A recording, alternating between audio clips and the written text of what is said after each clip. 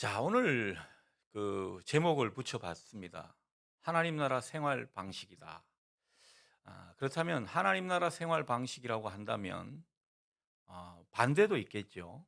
그러니까 세상 나라 생활 방식이 있고 하나님 나라 생활 방식이 있는데 우리는 어쩌면 이 두 가지를 겸비하고 그리고 본질은 어디에 더 무게중심을 둬야 되는가 뭐 이런 것들을 우리가 한번 생각해 보는 말씀입니다.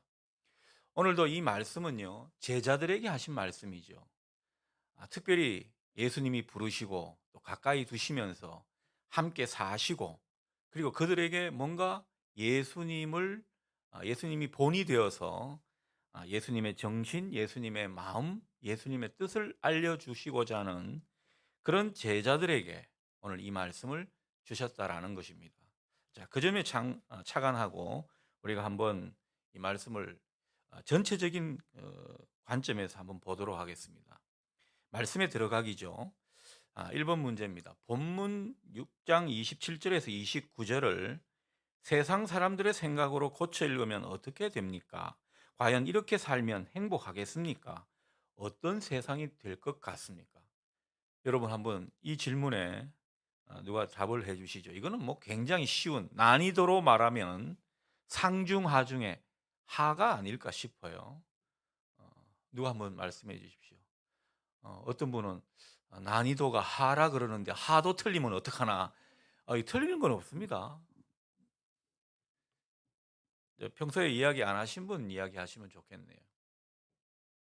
자, 이걸 우선은 먼저 세상 사람들 생각으로 누가 한번 고쳐 읽으시겠습니까? 오늘 성경 말씀을요. 제일 쉬운 거니까 쉽죠? 제가 하겠습니다. 예, 쉬운 거. 네. 너희 듣는 자에게 내가 이르노니 너희 원수를 미워하며 너희를 미워하는 자를 박해하며 박해하며 너희를 저주한 자를 위하여 저주하며 저주하며 너희를 모욕하는 자를 위하여 악담하라. 어이구, 듣기만 해도 살벌합니다. 이 성경 말씀을 바꾸니까 이렇게 살벌해지네요. 자, 이 세상 사람들의 생각으로 고쳐 읽은 것이 어느 정도 맞다고 보십니까? 너무 세게 고쳤나요? 그죠. 이 세상 요즘 그 제일 인기 많은 드라마 무슨 하우스라는 드라마가 있죠. 모델 하우스는 아닌 것 같아요. 거기도 보면은 제가 보지는 않았습니다마는 뭐 미루어 짐작컨대 상당히 뭐 복수라든가 그죠? 뭐 증오라든가 이런 것들이 많이 등장할 것 같은데 잘 보신 분 한번 이야기해 보 이민정 권사님 그 드라마 잘 보시나요? 안 보실 것 같아요.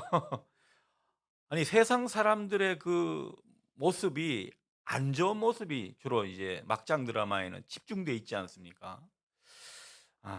그러면은 자, 이렇게 우리가 세상 사람들 생각으로 살면은 과연 행복하겠습니까? 행복하지 않을 것 같죠. 예. 저도 그럴 것 같아요. 진짜 이 막장 드라마가 현실 속에 나타나는 이런 일이 있겠죠. 어떤 세상이 될 것 같습니까? 결국 이 성경 말씀과 반대되는 뭔가 세상 사람들의 생각으로 고쳐서 우리가 이것을 읽고 했는데 이런 세상이 오게 되면 어떤 세상이 될 것 같습니까? 네? 이제는 말씀을 안 하고 저한테 제스처를 하시네요. 아, 예. 마이크 달라. 이야, 이 마이크 체질이세요. 어 어떤 세상이 될 것 그런 같습니까? 세상이 될 때 하나님의 질서는 없어지고요. 하나님의 질서가 그냥 없죠. 세상 사람들이 만든 그런 압법으로 인해서 네. 그냥 세상이 혼돈할 것 같아요. 혼돈. 예예예. 그렇죠. 예. 이 하나님이 창조하시기 전에 그 예. 혼돈된 예. 모습으로 야, 굉장히 그 신학적인 대답을 하셨네요. 혼돈의 세계가 될 것이다. 카오스의 세계가 될 것이다. 우리 또 훌륭한 답을 주셨으니까 박수로 한번 격려를 하죠. 아마 다들 그렇게 생각할 겁니다. 불행해지겠죠. 오늘 뭐 이 말씀을 토대로 생각해 보면 이 폭력은 또 다른 폭력을 낳게 될 것이고 미움은 더 큰 미움을 낳겠죠. 보복은 또 다른 보복을 불러일으키게 될 것입니다. 그러니 뭐 원수 관계 이게 뭐 끝이 나지 않을 겁니다. 더 확대 재생산되는 그런 모습을 우리가 어렵지 않게 보게 될 것이죠.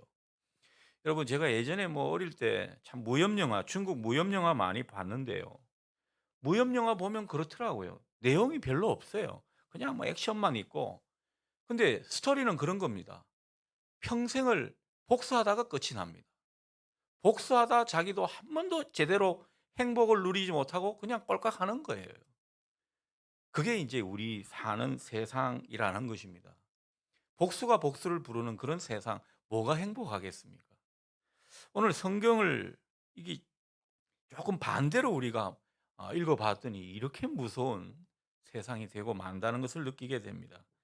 평생 원수만 갚다가 인생 종치는 그런 세상이 될 수 있더라는 거죠. 자, 2번을 한번 볼까요? 6장 27절에서 31절의 결론이라고 할 수 있는 말씀은 무엇이겠습니까? 결론은 어디겠습니까? 오늘 뭐 기도할 때도 살짝 결론부를 언급해서 기도를 하시던데 우리 저분은 예습을 하신 거예요. 조 권사님은. 이름이 좋아서 그런가 봐요. 늘 이기자 하니까 뭐 선행학습을 해오신 것 같아요. 자, 결론부가 어디라고요? 이 앞부분의 결론부가 31절이 되겠죠. 31절 다 같이 읽습니다. 남에게 대접을 받고자 하는 대로 너희도 남을 대접하라. 이게 결론 부분이라는 거죠. 여러분, 이런 모습, 이런 정신으로 지배하는 세상 어떻게 발전해 갈까요? 누가 한번, 이건 좀 좋은 내용이니까 한번 또 다른 분이 한번 이야기해 볼까요? 어떤 세상이 될 것 같습니까? 계속 손해만 볼 것 같은, 어떻습니까? 우리 서울증 고사님 한번 이야기해 보시죠. 어떤 세상이 될 것 같습니까? 아름다운 세상이 될 것 같아요. 어, 굉장히 쿨하시다, 그죠? 예, 뭐 더 이상 답이 없을 것 같아요. 아름다운 세상 되겠죠. 왜 아름다운 세상 될까요? 우리 다른 분 한번, 왜 아름다운 세상이 될까요? 이 앞부분은 좀 쉬운 거니까 제가 이렇게 막 여러분에게 질문을 드리는 겁니다. 몸풀기 하자고요. 왜 아름다운 세상이 되겠습니까? 결론 부분을 토대로 살아가며 이게 손해되는 그런 삶의 모습 아닌가요? 남을 먼저 대접하라는 건데. 이러면 뭐 남 대접하다가 손해 나게 해요. 이게 뭐 아름다운 세상이 될 수 있겠습니까? 제가 한번 살짝 비틀어 보는 거죠. 우리 저를 계속 보고 계시는 김봉정 선생님 한번 이야기해 보십시오. 왜 이런 말씀대로 하면 아름다운 세상이 되는 겁니까? 아이고, 질문이 어렵네요. 네. 서로 남을 도와주는 마음은 지금도 남을 도와주면 도와주고 난 다음에 마음이 자신도 좋거든요. 좋죠. 흐뭇하고 이제 뭐 이렇게 받는 것보다는 주는 게 더 음, 복이 있다고 말씀하셨으니까 네. 아무래도 좋은 세상 좋은 아, 세상이 될 예. 거예요. 뭔지 몰라도 이렇게 하면 좋은 세상 될 거고, 일단 먼저 대접하고 주다 보면은 뭐 자신도 행복해지는 것을 느끼니까 서로가 행복해질 것이다. 아주 기본적이지만 아주 통찰력 있게 대답을 잘 하신 것 같습니다. 우리 두 분 대답을 잘 하셨으니까 또 박수로 격려해 주시겠습니다. 제가 한 말씀만 더 드리자면 네, 하십시오. 장사를 좀 하다 보니까 장사. 네. 그 남에게 대접을 받고자 하는 대로 먼저 남을 대접을 하다 보면 받는 사람이 많아지지 않습니까? 음, 그래서 남는 게 주다 보면 주는 게 넘쳐나면 받는 것보다 주는 게 넘쳐나면 이 세상이 남는 장사가 되니까 모든 세상이 아름다워질 것 같습니다. 아주 포괄적인 또 해석까지. 네, 좋습니다. 우리 박수를 받으려고 하는 것 같으니까 박수를 한번 쳐주죠. 네. 자, 내가 대접받고 싶은 대로 다른 사람에게도 먼저 대접해 주어라. 이게 이제 그 유명한 황금률이라는 거죠. 황금률. 성경이 이 황금률을 은연중에 많이 강조를 하고 있습니다. 성경이 말하는 이 황금률은요, 이웃과의 관계 원칙입니다. 이웃을 관계할 때 이런 모습으로 하라는 거죠. 그리고 어쩌면 이것은요, 예수님의 정신을 따르는 신앙의 모습인지도 모릅니다. 예수님은 항상 바꿔주시는 분이 아니잖아요. 하나님은 우리에게 먼저 주시고 우리에게 뭔가를 기대하시는 거지 않습니까? 그런 것처럼 이것은 하나님의 마음을 실천하는 것일 수도 있습니다. 예전에 어떤 분이 요즘 젊은 것들은 인사를 안 합니다. 인사를 그러더라고요. 제가 그분께 그랬습니다. 아니 뭐 젊은 사람이지만 먼저 한번 인사해 보십시오. 먼저 인사하면요, 그 다음에는 뭔가 어이쿠 싶어가지고 더 인사를 잘하게 돼 있습니다. 저희 집 애들도 인사를 좀 잘 안 하는 축에 드는 아이들이 또 있거든요. 그러면 오히려 더 이제 인사를 어른이 하면 인사를 또 더 이렇게 하게 되죠. 이게 간단한 원리이지만 사실 인생과 또 모든 관계에 있어서 중요한 내용이 아닐까 싶습니다. 상대가 전화를 안 합니까? 내가 먼저 전화를 하면 되죠. 우리가 먼저 대접을 하게 되면 뭔가를 기대하지 않아도 결국은 다른 사람들이 선한 모습이 되면 반응을 할 것입니다. 그분이 악한 사람이면 반응이 좀 늦겠죠. 그걸 깨닫는데 좀 시간이 걸리겠지만은, 그러나 언젠가는 이것이 돌아온다는 겁니다. 이게 이제 관계를 새롭게 하는 주님이 제시하는 황금률이 되겠습니다. 이런 정신이 지배하는 세상, 결국은 아름다운 세상이 되죠. 어떤 모습에서 아름답겠습니까? 서로 존중하겠죠. 서로 존중하고 서로 사랑하는 어떤 이런 모습들이 자연스레 만들어지는 세상이 되지 않을까 싶습니다. 자, 3번으로 넘어가죠. 본문 6장 32절에서 35절, 여기에 기본 정신은 무엇인가? 그리고 세상 사람들의 기브 앤 테이크, 이 주고받는 이런 정신과는 어떻게 다릅니까? 그런 질문입니다. 자, 6장 32절에서 35절까지 요 기본 정신이 뭔가요? 32절에서 35절을 쭉 읽어보면은 이 많은 말씀을 결국을 한마디로 요약하면 어떤 거죠? 자, 사랑을 하라는 거는 우리가 알겠어요. 어떤 사랑을 하라는 겁니까? 가리지 말고 하라는 거죠. 무조건 사랑이고, 조금 다른 각도로 이야기하면 적극적으로 사랑을 하라. 사랑하는데 뭐 꼭 사랑할 만한 사람, 사랑하고 싶은 사람, 그런 사람만 사랑하는 것이 아니라 가리지 말고 좀 더 적극적으로 사랑을 하십시다. 뭐 이런 것을 은연중에 우리에게 강조하고 있는 내용인 거죠. 그래서 뭐 그런 표현을 쓰지 않습니까? 아, 사랑하는 자만을 사랑하면 칭찬받을 게 없다. 그것은 세상의 죄인들도 사랑하는 방식이다. 그렇게 이야기를 하고 있지 않습니까? 그러니까 주님은 뭔가 사랑을 하는 것도 하나님의 자녀로서 조금 더 구별되기를 바란다는 거죠. 세상 사람들은 자기가 좋아하는 사람, 좋아하고 싶은 사람, 좋아하는 것, 세상 사람들 다 할 수 있다라는 겁니다. 근데 좋아하고 싶지 않은 그런 사람마저도 우리가 좋아할 수 있고 사랑할 수 있는 이런 모습이 되기를 우리에게 바라고 계신다는 것입니다. 선대하는 것도 마찬가지죠. 잘 대해주는 것도 마찬가지입니다. 내가 좀 잘해주고 싶고 잘해줄 만한 그런 사람들에게만 잘해주면 그건 세상 사람들도 다 한다는 거죠. 죄인들도 다 그렇게 한다는 것입니다. 그런데 주님은 우리에게 뭐라고 말씀하십니까? 내가 잘해주고 싶지 않은 사람, 그런 사람에게도 선대하라는 거죠. 자, 어떻게 보면 참 무리한 요구를 우리에게 하시는 듯 보입니다. 왜 이런 무리한 요구를 하시나? 자, 오늘 여기 기브 앤 테이크라고 돼 있는데, 여러분 기브 앤 테이크는 세상 사람들의 기본적인 법칙일 겁니다. 주고받는 거죠. 내가 받았으니 주겠다는 거죠. 상당히 합리적이고 쿨한 세상적인 방식이라고 볼 수 있습니다.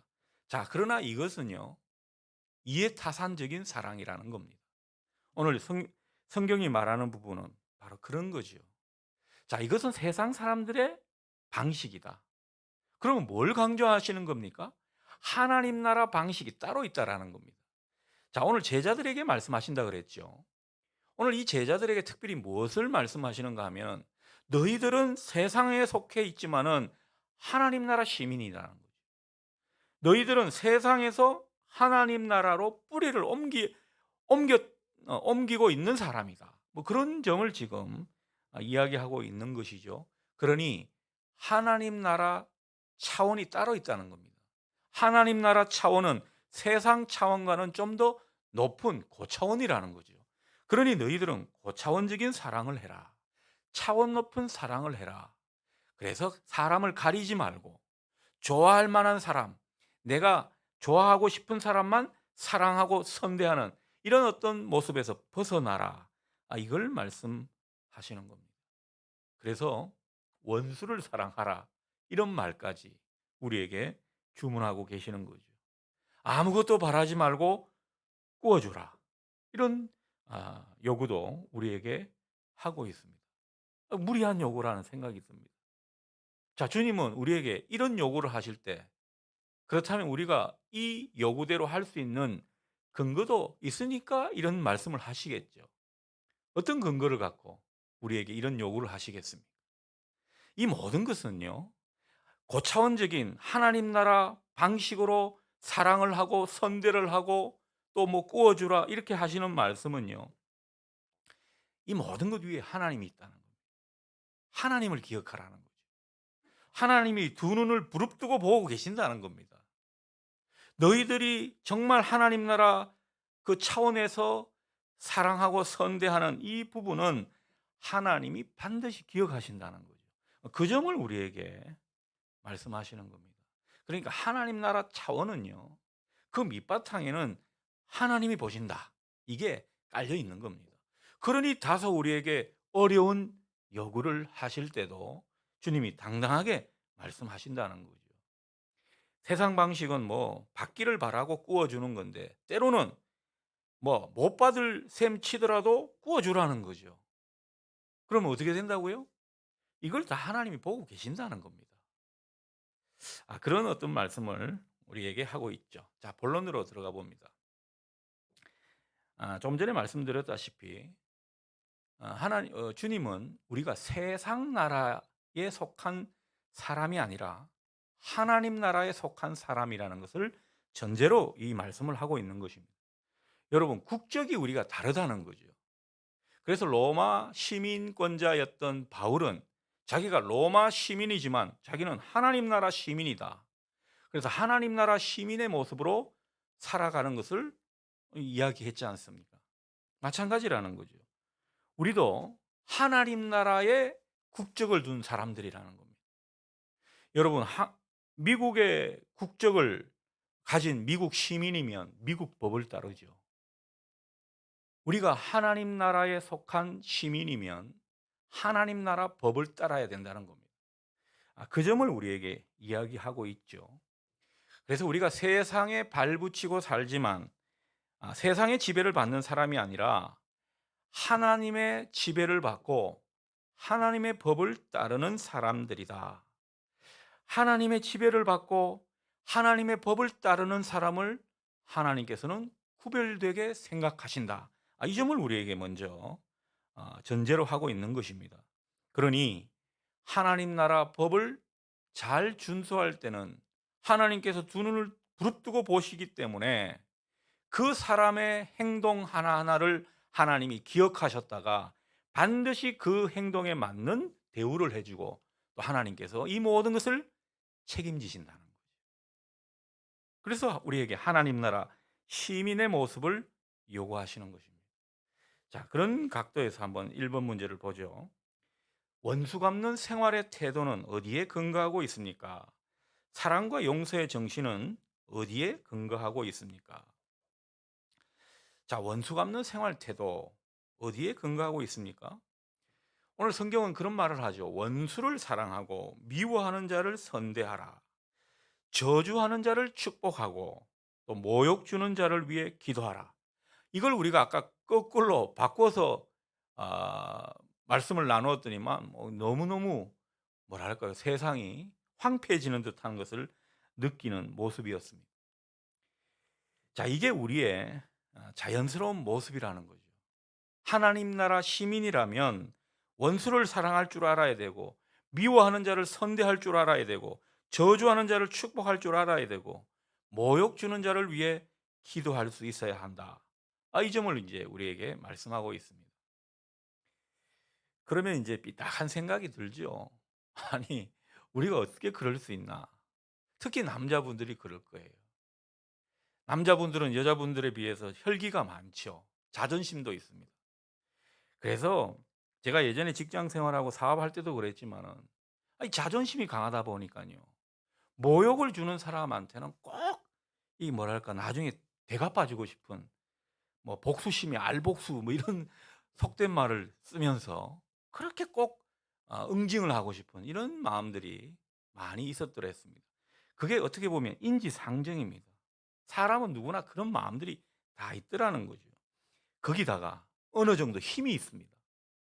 힘이 있으면 당연히 더 그런 어떤 반응을 보이게 되겠죠. 힘이 없으면요, 우리는 어떤 분을 보면 또 깡다구가 있어요.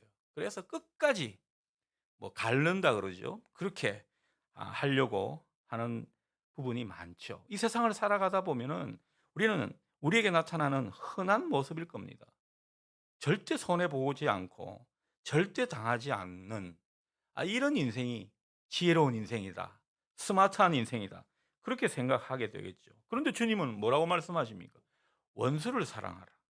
저주하는 자를 위해 축복하라. 이 뺨을 맞으면 이 뺨도 저 뺨도 돌려대고 맞아라. 겉옷을 달라 하면 속옷까지 주라. 야, 이건 뭐 이렇게 인생을 살다가는 제대로 사는 것 같지도 않고 너무너무 억울한 인생이 될 것 같다. 그런 생각이 드는 것이죠. 말이 안 되는 소리입니다. 자, 그런데 주님께서 이 말씀을 하시는 까닭, 그리고 어디에 근거를 두고 하느냐? 결국은 우리가 뿌리가 어디에 있는 사람이냐, 그걸 일깨워 주시는 겁니다. 우리는 하나님 나라에 뿌리를 두는 사람이라는 거죠. 세상 나라에 뿌리를 둔 사람이면 앞서 말씀드린 대로 그런 모습으로 사는 것이 맞습니다. 세상의 지배를 받는 그런 모습으로 사는 게 당연합니다. 그런데 우리는 하나님 나라에 뿌리를 두고 하나님의 지배를 받는 사람이니까 뭔가 사는 모습이 달라야 한다는 거죠. 그래서 사랑과 용서의 그 정신을 우리에게 지금 말씀하고 있는 것이죠. 자, 하나님 나라에 사는 모습이 다르다는 것은 하나님이 이 모든 삶의 주인이시라는 거죠. 하나님이 지배하신다는 겁니다. 우리가 뭐 잘못되는 것 같고 손해보는 것 같고 뭔가 얽혀가지고 당하고 어떻게 보면 억울한 인생으로 끝날 것 같은 이 모든 상황을 우리가 지배하는 게 아니기 때문에, 하나님이 지배하는 것이기 때문에 다 하나님이 책임지신다는 것을 앞서서 말씀을 드렸습니다. 하나님이 지배하시고 이 모든 일은 성령이 인도하시는 일이기 때문에 우리는 하나님의 법도를 지키려고 하면 이 일의 모든 과정과 결국은 누가 다 감당하신다고요? 하나님이 감당하신다는 거예요. 그러니 이 모든 것을 할 수 있는 근거는 하나님이 이 모든 것에 대해서 우리를 지배하시고 또 합력하여 선을 이루고 또 우리를 유익하게 해주시겠다는 하신다는 그 하나님의 신실하심, 하나님의 능력에 근거해서 우리가 이렇게 살 수 있는 것입니다. 그러니 예수님은요, 우리의 힘과 노력으로 그런 인생을 살라고 이 말씀을 하시는 게 아니에요. 하나님의 능력에 힘있고 의지하는 가운데 하나님이 지배하시도록 하라는 것입니다. 그래서 하나님 나라는요, 하나님이 지배하시는 나라입니다. 하나님의 주권이 인정되는 나라죠. 그 하나님의 주권으로 하나님께서 모든 결론까지 매듭을 지으신다는 거죠. 자, 그래서 이 하나님 나라 통치에 따라서 우리가 살아야 되는데, 여러분 이참에 한번 더 생각해 봅니다. 하나님 나라 통치 원리는 뭔 것 같습니까? 예수님께서 십자가를 왜 지셨습니까? 사랑이죠. 하나님 나라 통치 원리는 사랑입니다. 그래서 하나님은 우리에게 은혜를 베푸시고 사랑을 주셔서 결국은 하나님의 사랑과 은혜를 통해서 우리가 하나님께 합당한 반응을 하시도록 자꾸 이끌어 가시는 겁니다. 이 동화에 그런 게 나오죠. 뭐 비바람, 뭐 아주 폭풍우 같은 센 바람으로 옷을 벗기느냐, 아니면 따뜻한 햇볕으로 그 나그네의 옷을 벗기느냐, 뭐 이런 이솝 우화가 있죠. 그래서 뭐 한때는 정치권에서 이게 뭐 햇볕 정책에 또 이게 도용되기도 했는데, 그런 이념을 다 차치하고 여러분, 하나님은 어떤 원리로 우리를 인도하시는 것 같습니까? 그런 점에서 보면요, 햇볕론입니다. 햇볕론. 우리에게 은혜를 베푸셔서. 그래서 오늘 이 성경에도 보면 하나님의 자비하심처럼 우리도 자비하라고. 하나님은 악인과 그리고 하나님을 믿지 않는 사람에게도 인자하시다고 35절 마지막 부분에 이야기를 하시죠. 그는 은혜를 모르는 자, 악한 자에게도 인자하시느니라. 그러니 하나님께서 이렇게 인자하시기 때문에 악인들이 뭐 승승장구하는 것 같아요. 그러나 인자하신 하나님도 마지막에는 다 심판을 하시죠. 그러니까 하나님의 마지막 결론이 있음을 우리가 믿고 하나님의 능력을 따라 하나님이 원하시는 법도를 지키는 사람이 되는 것입니다. 그래서 하나님 나라는요, 통치 원리는 사랑이지만은 모든 것이 운영되는 것은 하나님의 능력입니다. 그러니 원수를 사랑할 수 있는 이유가 뭐죠? 하나님의 능력을 힘입어서 우리가 원수를 사랑할 수 있는 겁니다. 저만 하더라도 제 원래 성정으로는요, 저한테 잘해주는 분만 잘해주고 싶어요. 그건 누구나 똑같습니다. 그런데 원수 같은 사람도 잘해줄 수 있는 것은 내 의지와 내 선함이 아니라 무엇 때문에? 하나님께서 성령님을 통해 그런 능력을 주시기 때문에 원수도 사랑할 수 있고 내가 안 좋은 사람한테도 선대할 수 있는 거죠. 그러니 우리에게 말씀하시는 것은 이 하나님 능력을 믿고 하나님의 법도를 따르라는 거죠. 하나님의 법도를 따르는 사람에게는 하나님의 능력이 임한다는 그런 소리가 되겠습니다. 그러니 우리의 의지와 노력이 아니죠. 하나님 나라는 다 하나님의 은혜와 하나님의 능력으로 이 모든 것이 가능한 것입니다. 오늘 그 점을 우리에게 일깨워 주는 것이죠. 자, 그래서 두 번째 질문이죠. 선으로 악을 이기려면 어떻게 해야 합니까? 결국 우리에게 이런 하나님 법도를 요구하시는 까닭부터 우리가 먼저 이해를 해야 할 겁니다. 하나님이 왜 이런 하나님의 법도를 우리에게 요구하실까요? 우리가 세상 가운데서 승리하기를 바라시기 때문입니다. 관계에서 여러 가지 살아가는 사는 원리에서 승리하기를 바라시는 거죠. 우리가 하려고 한다면 세상 사람의 방법으로는 궁극적인 승리가 아니라는 겁니다. 하나님은 이 모든 끝을 아시는 분 아닙니까? 하나님은 이 모든 것을 아시기 때문에 우리가 뭐 원수를 사랑하지 않고 만일 원수를 복수로 대한다, 그렇게 되면 결국 복수하더라도 그게 우리의 승리가 되지 않는다는 거죠.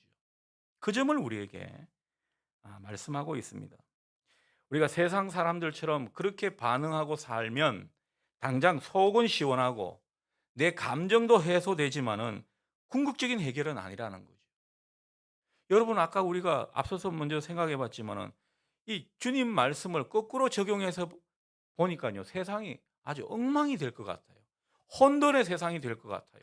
적대적인 관계가 계속 재생산되는, 그래서 세상은요, 이 미움과 적대적 관계 때문에 자연적으로 망하는 세상이 되고 말 것입니다. 우리가 그것을 예상하는 거죠. 그래서 주님은 멀리 보라는 겁니다.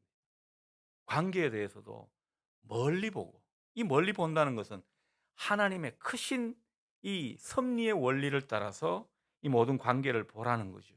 결국 사랑의 방법이야말로 서로 관계가 안 좋고 악순환적인 이런 모든 관계 고리를 끊는 방법이라는 겁니다. 하나님의 능력도 보게 되는 길이라는 거죠. 우리가 하나님의 능력을 따라서 이 어떤 원수 관계가 평화로운 관계가 되면 그게 우리의 행복이고 다른 사람의 행복이 되는 것이거든요.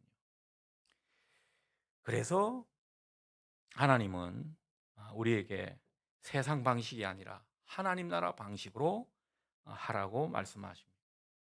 여러분, 이 참 안타까운 것은요, 유대인들, 지금 이스라엘 사람들 보면요, 구약에 아직도 머물러 있습니다. 그들이 그 아랍 사람들한테 그 주위의 팔레스타인 그 지역에 보면 얼마나 이 서로 관계가, 적대적 관계가 계속 지속이 되고 있습니까? 뭐 이스라엘 사람들은 하나님께서 그 믿음의 조상 아브라함을 통해 가지고 참 복을 많이 주셨습니다. 근데 복을 많이 주셨지만은 그들도 보면 한계가 있는 것 같아요. 그 복이라는 것.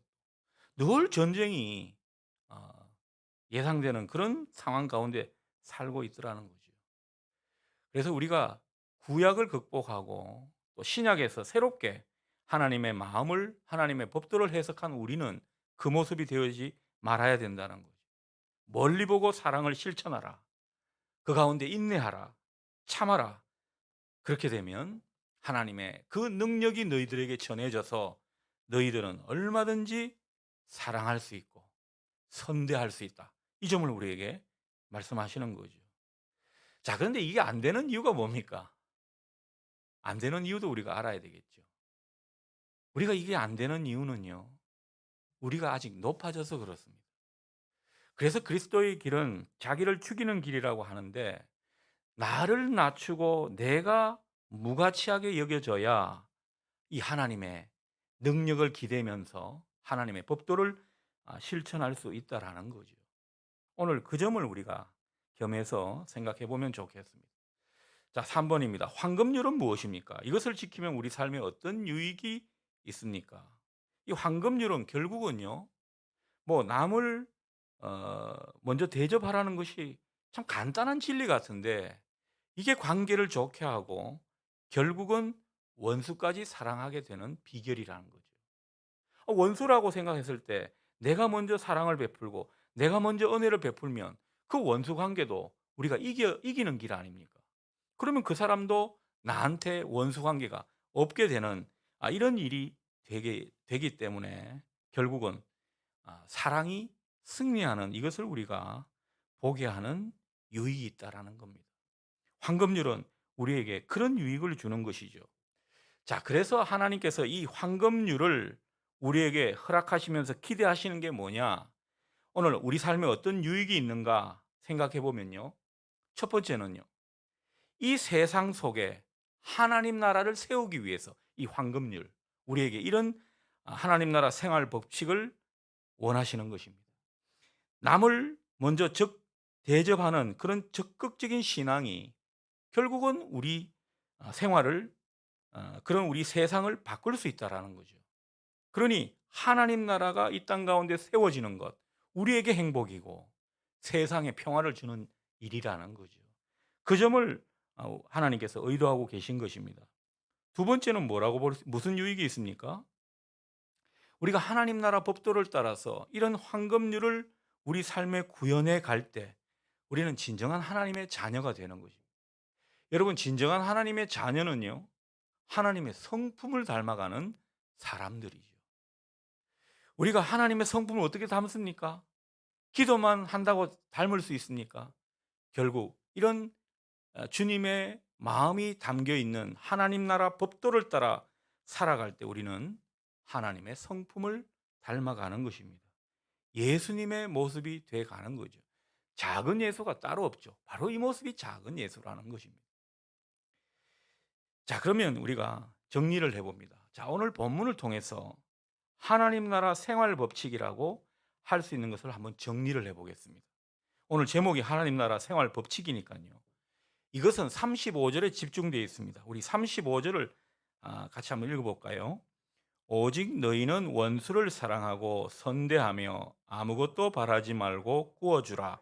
그리하면 너희 상이 클 것이요 또 지극히 높으신 이의 아들이 되리니 그는 은혜를 모르는 자와 악한 자에게도 인자하시니라. 아멘. 사랑하고 선대하라. 누구까지? 원수까지. 이게 이제 하나 생활 법칙이라고 할 수 있고요. 그리고 주는데 바라지 말고 주라는 거죠. 뭐 물질이 됐든 어떤 희생적인 모습이 됐든 바라지 말고 주라는 겁니다.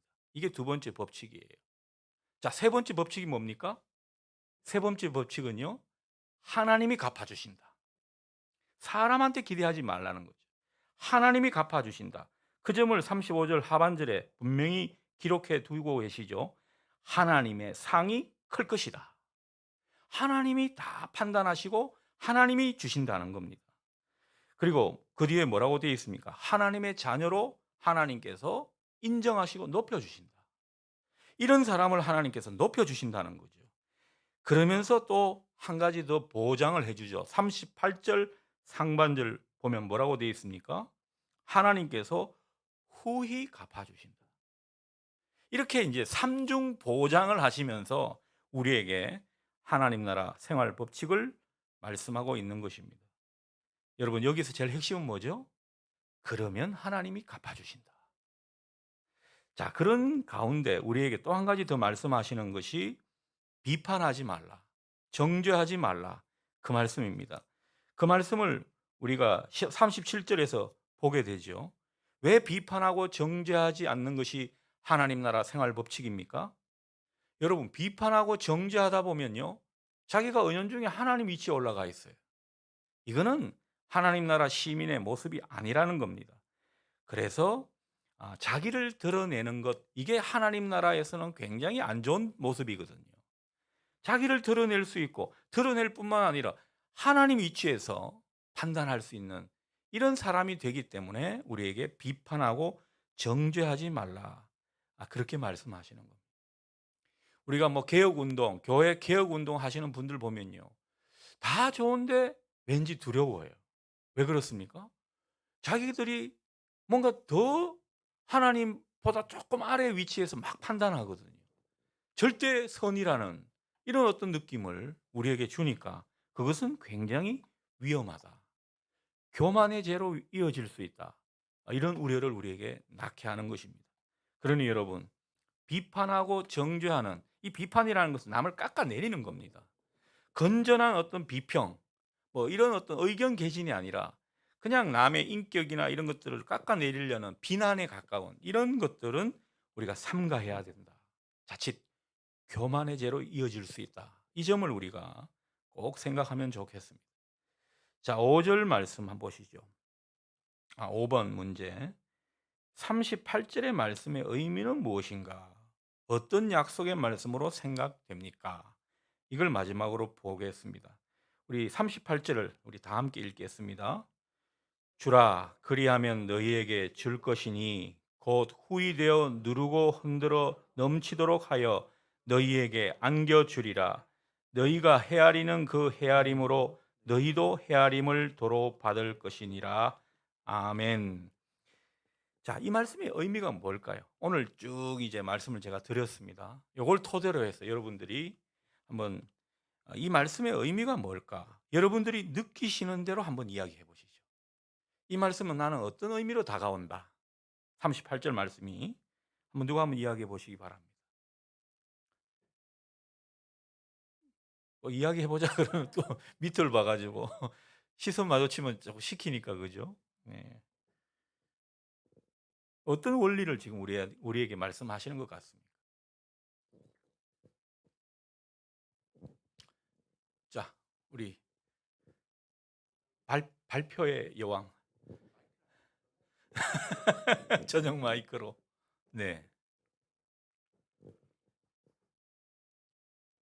우리는 세상 사람들을 대할 때 네, 내가 하나를 주면 또 나 받고 싶어 하잖아요. 네. 음, 조건을 달고 사는 사람을 대하는데 오늘 말씀을 배우고 저는 그냥 계산하지 않고 하나님이 우리에게 모든 걸 주셨잖아요. 예수님까지. 귀한 예수님까지 주셨는데 우리도 그냥 다른 사람을 대할 때 그냥 뭐 하나님이 우리에게 하셨듯이 사랑으로 음. 조건 없는 사랑으로 그냥 대하고 주고 하면 될 것 같아요. 그걸 느꼈어요. 저는. 네. 그러니까 하나님이 예, 예. 보고 계시니까 그죠? 예, 다 갚아주실 것 같아요. 다 갚아 주시니까. 그러니까 이제 이 하나님의 말씀이 믿어진다. 이런 말씀이 되겠습니다.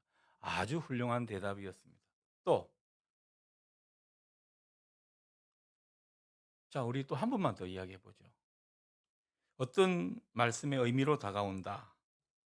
아니면 어떤 약속의 말씀으로 생각된다. 우리 송일석 집사. 예, 송일숙 집사. 남자분이 발표하면 왜 이렇게 마음이 좋은지 모르겠어요. 그 사람이 욕심이 한도 끝도 없다고 그 다들 말을 하는데 욕심을 부리면 욕심을 부린 만큼 빼앗아 가시고 또 선을 행하면 선 행한 대로 모든 것을 다 채워 주신다는 음. 그런 말씀인 것 같습니다. 네, 아멘. 그렇죠. 하나님께서 모든 것을 채워 주신다는, 우리가 어떤 행동에 따라서 하나님은 정확히 판단하시고, 그러니까 예를 들어서 하나님이라는 분이 제대로 판단하지 못하고 뭔가 판단 미스를 하게 되면 우리가 이 말씀 그대로 받아들일 수가 없을 겁니다. 하나님은 오늘 이 말씀을 후이되어 누르고 흔들어 넘치도록 하여 안겨주신다. 우리가 참 좋아하는 표현 아닙니까? 그래서 뭔가 이 삼중장치로 후이되어 누르고 흔들어 아주 넘치도록 안겨주신다는 이 약속, 우리의 그 모든 하나님 나라 법도 우리 또 집사님 표현대로 우리의 모든 선한 행동들이 결국은 하나님이 다 판단하셔서 선한 부메랑으로 돌아오게 하신다. 이 점을 우리에게 가르쳐 주시는 거죠. 자, 그러니 이런 약속의 말씀을 믿고 앞서서 그 모든 예수님의 가르친 대로 하게 되면 그게 뭐라고요? 믿음이라는 겁니다. 오늘 하나님은 이 38절 말씀을요, 그 믿음에 대한 보상으로 이렇게 약속하시는 겁니다. 너희들이 나를 그렇게 신뢰하니까 그렇게 할 수 있다라고 하나님이 판단하시는 거죠. 그러니까 이 믿음의 크기는요, 오늘 이 모습에서 판가름 난다고 해도 과언이 아닙니다. 내가 많이 희생하는 것 같습니까? 뭔가 손해 보는 것 같습니까? 그만큼 하나님을 신뢰하기 때문에 그렇게 할 수 있는 거죠. 하나님이 그 믿음에 대해서 정확히, 아니 후이되어 누르고 흔들어 넘치도록 하나님께서 보상해 주신다는 이 약속의 말씀을 여러분 오늘 이 저녁에 꼭 붙으시면 좋겠습니다. 여기서 하나님의 마음을 우리가 느끼자는 거죠. 기도하겠습니다.